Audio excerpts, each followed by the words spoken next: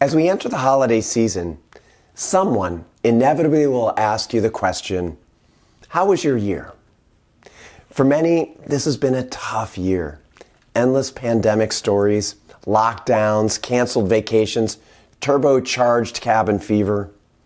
Now, you can respond to this question with all your trials and tribulations from the year. It'll feel good to let loose. And perhaps they'll feel the same, and you can relate to each other's difficulties. But where do you both end up at the end of the story of your year? Turn it around 180 degrees. After you're finished telling this person the story of your year, how do you want them to feel? So here are 3 steps to build an engaging and positive story of your year for these holiday parties. Step 1. What one word describes how you want people to feel after you tell them the story of your year? Step 2. Journal all your highlights and lowlights from the year and boil them down to a list of 5 or less. And step 3. Now, tell the story of your year, keeping the intent of your one word. Let me demonstrate. Step 1. How do I want people to feel? Optimistic. This is a tall order for this past year. Okay, step 2. Summarize highlights and lowlights to a list of 5 or less. If you're going to tell your story in 2 minutes or less, you can't flood the attention of your listener. So here's 5 highlights I could use to share optimism. 1. 26 sessions of a Wednesday night spirituality series. 2. Launched a Titanic diagnostic app. 3. Produced a beautiful Delphi photo book.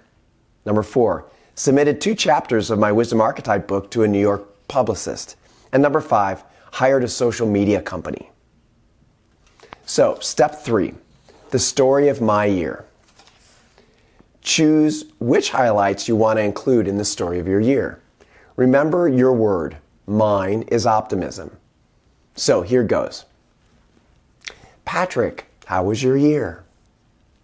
It's been a tough year.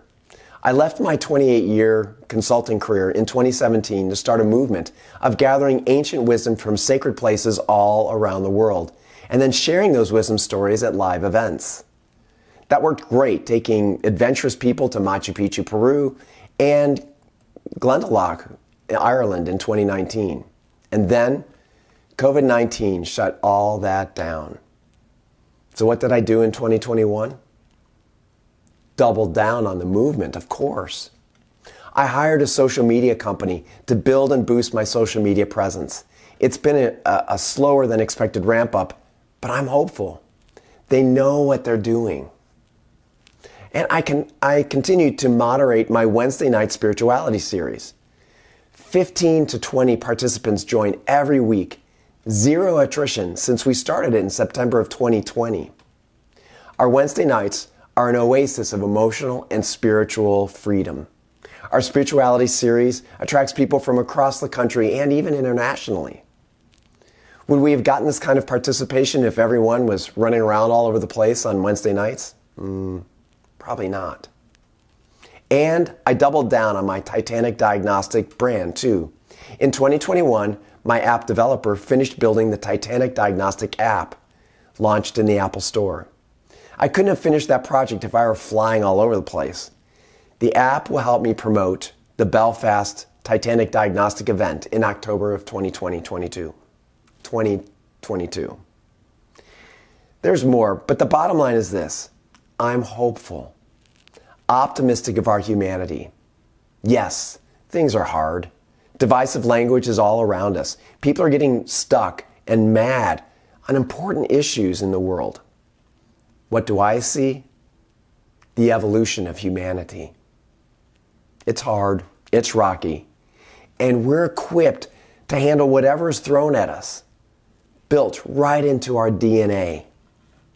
Just lean into your unique superpower, engage authentically, shine as you step towards your life mission every day. You, me, we can do it together. Let's build a better world for future generations. Well, so there's the story of my year. How do you feel?